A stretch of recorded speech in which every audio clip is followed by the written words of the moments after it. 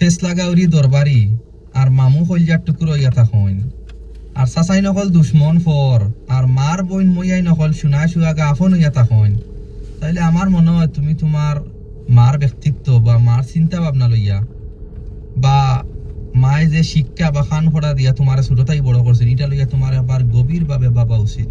এখানে যে হুফুয়ে নিজের বাটর জাগা সম্পত্তি তোমার বাপরে বা তোমার তান্ডে দিয়া গড় বাড়ি ছাড়িয়া গেল কি এই হুফু হয়ে যায় গিয়া ফেসলা গাউরি দরবারি। আর যে মামুয়ে তোমার মার সম্পত্তির বাগ আরামসে বইয়া বইয়া খার, হো মামু হয়ে যায় গিয়া শুনায় শুয়াগা মায়ার টুকরা কলজার টুকরা।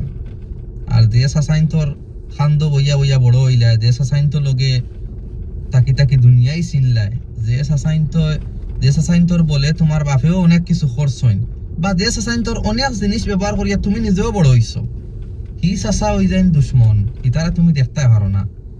আর মার বইন মই আইন ফাইলে তুমি পাওয়া ধরি আগে সালাম করো বাদে দেও কপালো সুমা।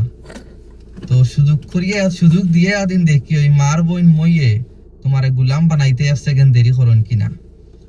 তো আমার কথা হইছে ভাই,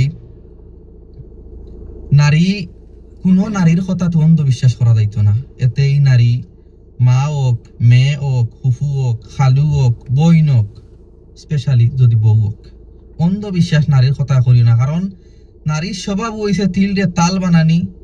আর আমরা গ্রাম্য ভাষায় একটা কথা আছে, নারী হইছে অকল ফাসাদর মূল, বুঝছে নানি। এখন নারীরে তুমি, এটা নারীর স্বভাব। এখন কুর জবানাত 100-র মাঝে 90% নারীর মুখে তুমি বাপ চাচা সম্পর্কে বালা কাহিনী শুনতে নাই, শুনিয়া বড় হইতা না, এটা তোমার বোঝা লাগবো। এটা নারীর স্বভাব হয়ে গেছে গিয়ে এখন কুর কিছু কিছু নারী বাদে।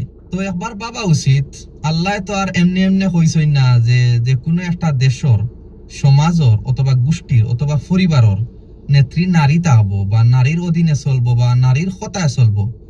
এই দেশ, এই সমাজ, এই গোষ্ঠী বা এই পরিবার কোনোদিন উন্নতি করতো নাই।